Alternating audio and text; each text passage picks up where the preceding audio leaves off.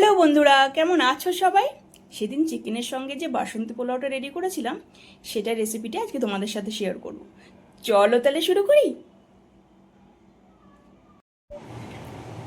কড়াতে দিয়ে দেবে বেশ খানিকটা সাদা তেল, দিয়ে দিলাম বেশ খানিকটা ঘি, কিছু গোটা গরম মশলা, তেজপাতা এবং এলাচ অ্যাড করলাম কিছু একদম ছোট করে কাটা গাজর, বেশ খানিকটা গ্রিন পিস অ্যাড করে দিলাম। গ্যাসের ফ্লেমটা কিন্তু কমিয়ে রাখবে। অ্যাড করলাম কাজু আর কিশমিশ। লো ফ্লেমে এগুলোকে আমরা খুব ভালো করে ভেজে নেব। তোমরা এখানে চাইলে ভেজিটেবলগুলোকে স্কিপও করতে পারো। আমি কিন্তু একটু গাজর, গ্রিন পিস, কখনো কখনো একটু ফুলকপিও দিয়ে থাকি। অ্যাড করব আগে থেকে জল ঝরিয়ে রাখা গোবিন্দভোগ চাল। আমি এখানে 500 চাল নিয়েছি।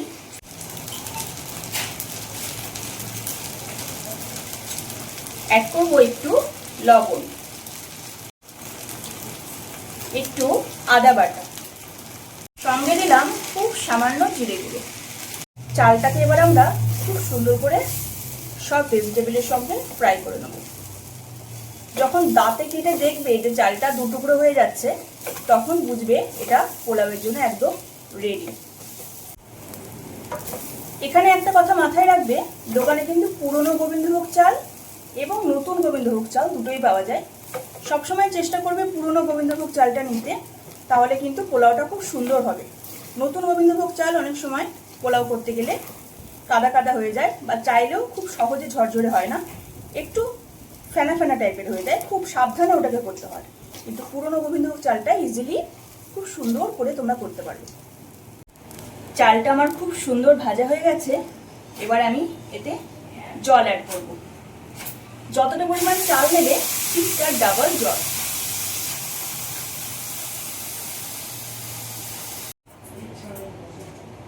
অ্যাড করব ফুড কালার, খুব সামান্য, যাতে কালারটা খুব সুন্দর আসে। চাইলে তোমরা হলুদও অ্যাড করতে পারো। আমি বাসন্তী পোলাও করতে গেলে সবসময় ফুড কালারই ইউজ করি, তাতে আমার জন্য মনে হয় কালারটা খুব সুন্দর আসে। করলাম দুটো চেরা কাঁচা লঙ্কা। দেখো একটুখানি এটা আমাদের ফুটে এসেছে। এবার আমরা এটাকে ঢাকা দিয়ে দেবো।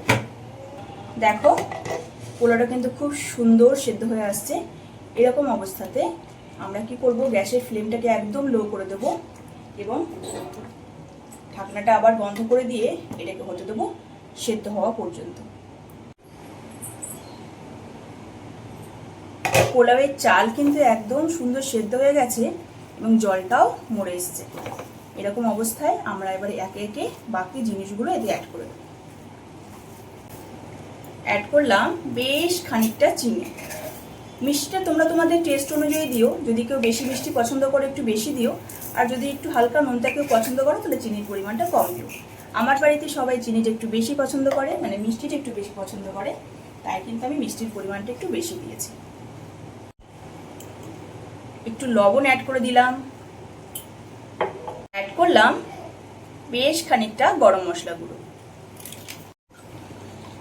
ফাইনালি মন ভরে ঘি। ঘিয়ের পরিমাণটা অবশ্যই তোমরা একটু বেশি দিও, তাহলে কিন্তু টেস্টটা অনবদ্য হবে।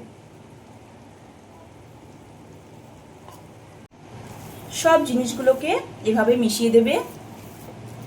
চালটা যেহেতু অলরেডি সেদ্ধ হয়ে গেছে, এটাকে আমরা আবার ঢেকে দেব এবং ঝরঝরে হওয়ার জন্য ওয়েট করব।